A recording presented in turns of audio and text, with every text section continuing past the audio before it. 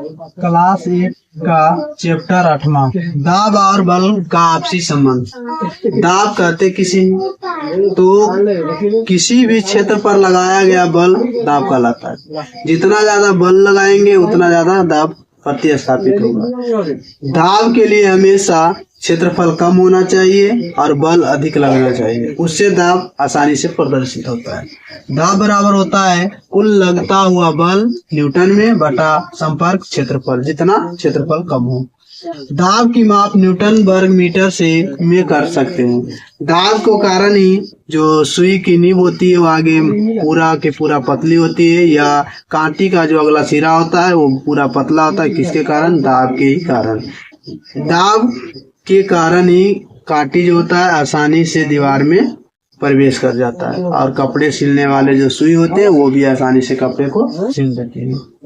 दैनिक जीवन में दाब के उदाहरण, खाना बनाने के लिए प्रेशर कुकर का प्रयोग किया जाता है, उसमें भी हम दाब का उपयोग करते हैं।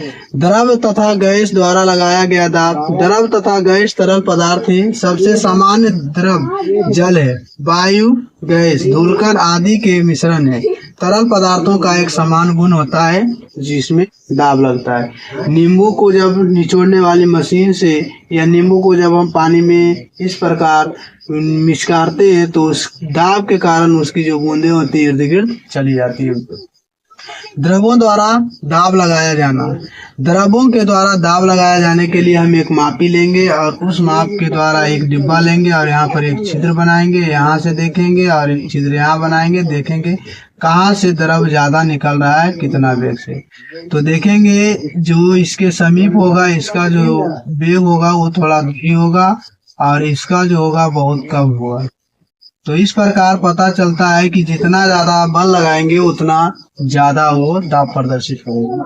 द्रवों में नीचे की ओर दाब, ये प्रदर्शित हुआ, एक ऊपर की ओर एक नीचे की ओर। द्रव द्वारा बल की ओर दाब लगाना। द्रव जो होता है हमेशा बल की ओर प्रदर्शित करता है।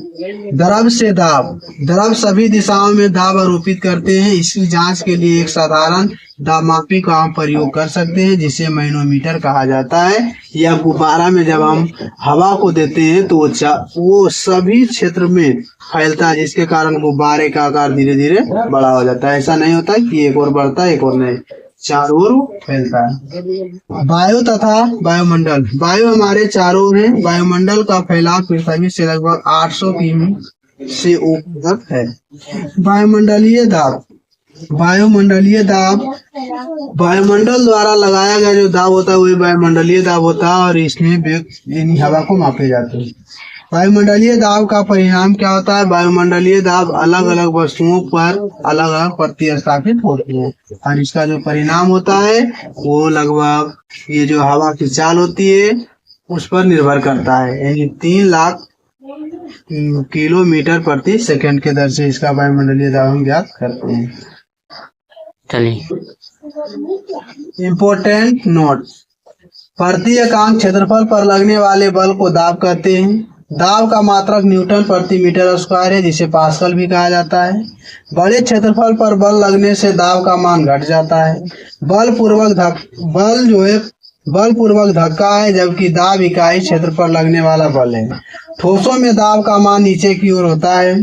तरल में दाब सभी दिशाओं में आरोपित होता है। द्रव तथा गैस बर्तन की दीवारों पर दाब आरोपित करते हैं, वायुमंडलीय दाब डालता है।